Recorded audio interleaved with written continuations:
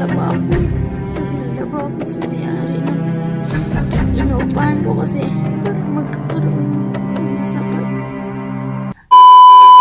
Ano muna ako sa iyo ba na kanang ano muna ako sa iyo ba na pwede ba akong utangin na hanggat dito mo na lang ako sa inuupahan ko, na lang basta magbayad ako, pag-ipunan ko kahit ilang buwan yan na hindi ako basta wag mo na lang akong palayasin. Sabi niya sa akin na hindi, nangangailangan kami ng pera, hindi ko kailangan ng yung daw ba yung mangungutang daw, hindi daw siya kasi daw nag-inegosyo sila. Tsaka sabi ko na, ma'am, pwede mo naman ako ma'am, kahit maglalabada ako basta lang ako. Sabi niya, maghanap ka na lang. Kaya yun, yung mga damit ko doon, iwan ko. Sana yun nilagay kasi yun naman sabi niya kasi na daw, maghanap na lang ako ng iba na mapag-anuhan ko kasi hindi daw niya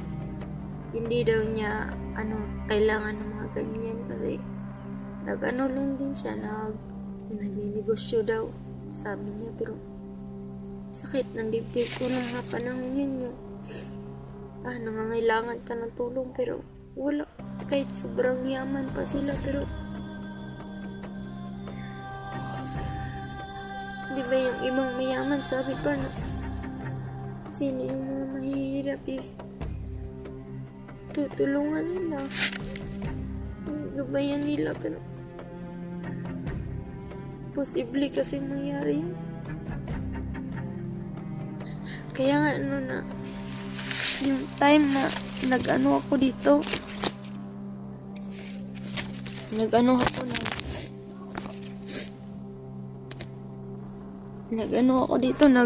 nagsasalita ako.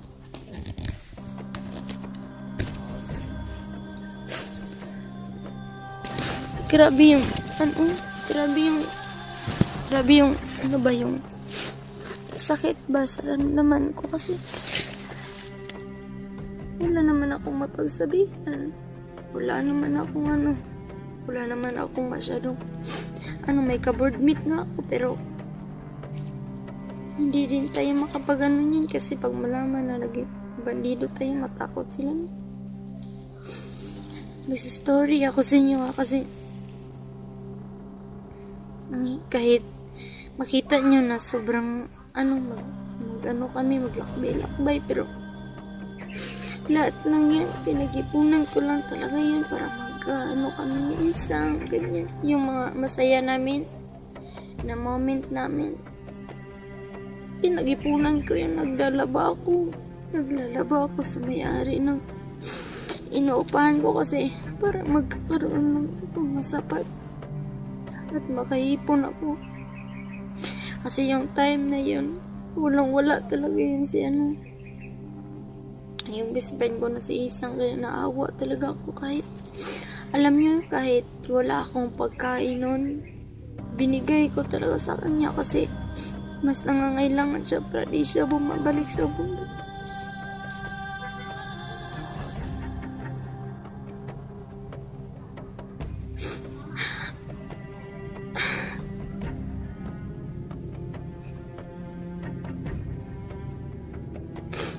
Mahirap hirap talaga. Pasensya na kayo, palagi akong umiyak dito, pero sakit ng damdamin ko. Wala akong talagang mapagsabihan. Kaya kayo lang, kasi alam ko naman na kayo yung makakaintindi sa akin, kaya nagkakwento ako, tsaka binabasa ko yung mga comment nyo. Kaya yun, parang lumakas loob ako ba, parang lumakas yung ko sa inyo. Kaya maraming salamat sa iyo. Pasensya na kayo kung umiyak ako. Sakit ng dibdib ko, hindi na lang ako yung grabe yung iyak kasi mahiya ako.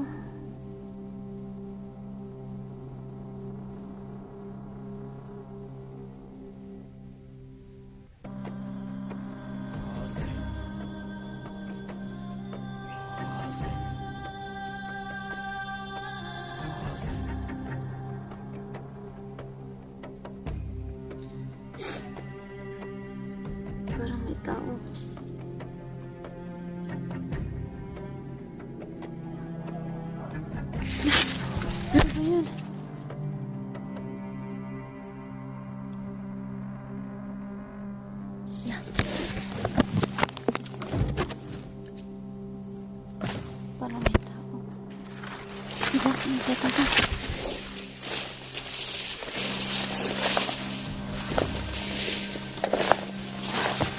Ay, kasi na dito.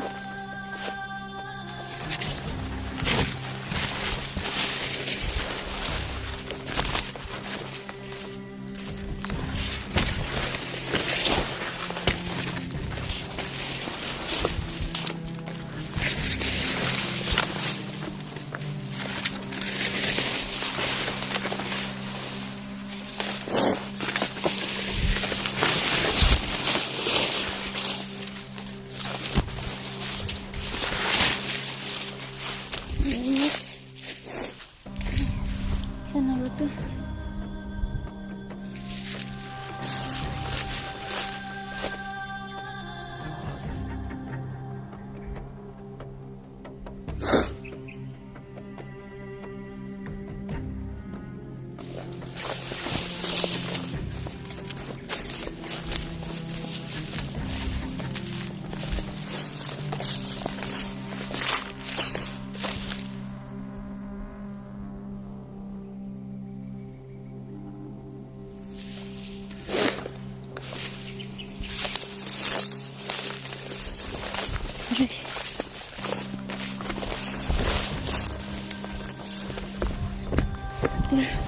May kalsada.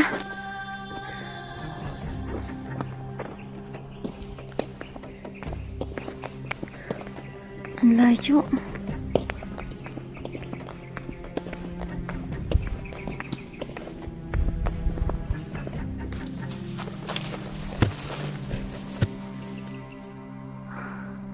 Papahinga muna ako kasi sobrang init dito. Sobrang init. Papahinga muna ako. Saglit. Sakit eh. Sakit din dyan ko. May nakita sana akong saging ba? Ayan oh. Pero hindi pa man yan makain kasi hilaw.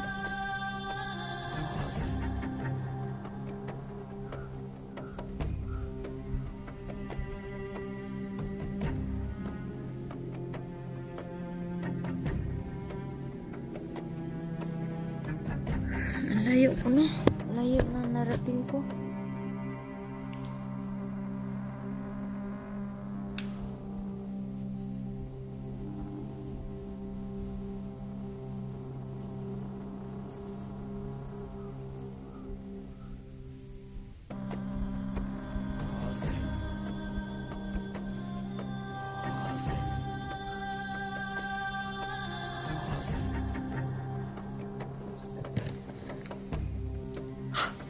Ay.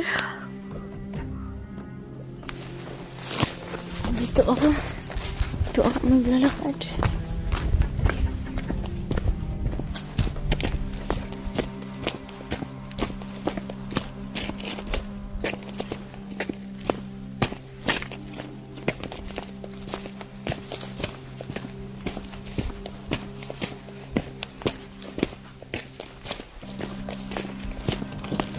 Lah. Parang naligaw yata ako.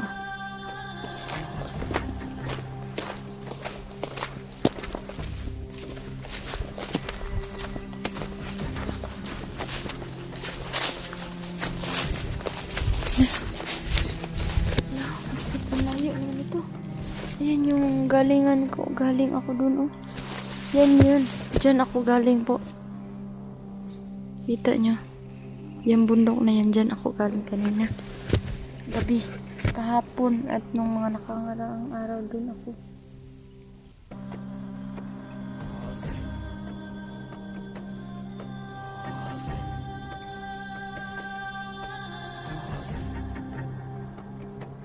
Tayo na. Hindi na tayo magtatagal kay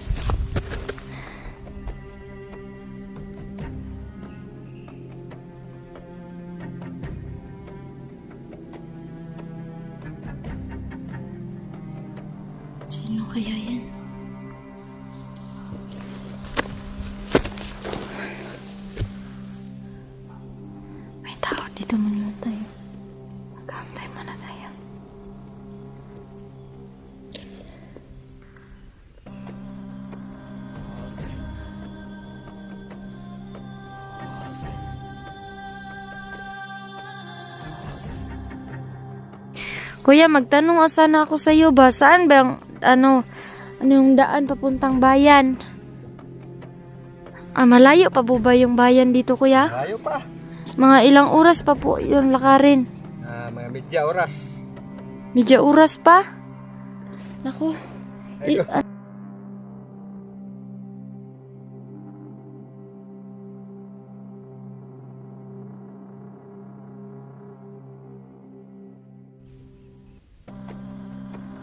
nakabiro siya. Diyos ko.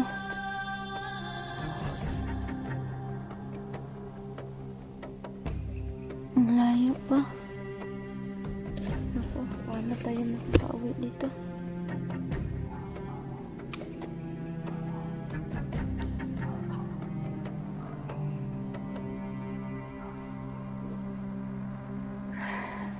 Tulog muna tayo eh. Sakit na ng ulo ko.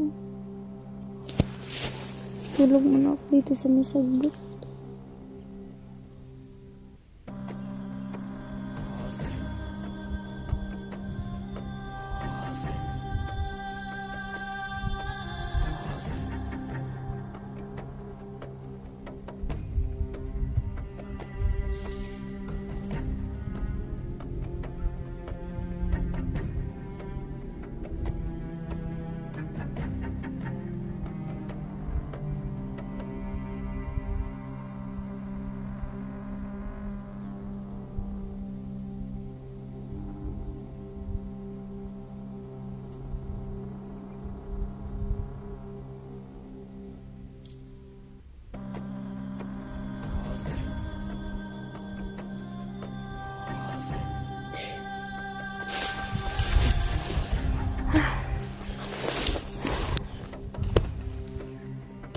Sana po no matag nyo po sila nung makita. Pakishare na lang po yung videos ko kasi mag-off ka muna ako dito. Mag-ano muna ako ba? Mag-atang muna ako dito nang baka may mga motor dito na dadaan. Dito muna ako mag-antay. Baka may motor dito na magdaan. Baka kaya magsakay na lang ako kasi yung tiil ko po. Nakita nyo po ba? Yung tiil ko. Papakita ko sa inyo nga. Tignan nyo po. Ito yung kuko ko. Sobrang sakit na. Oh, umiitim na. Sobrang sakit. Parang natanggal na yung kuko ko yata dito.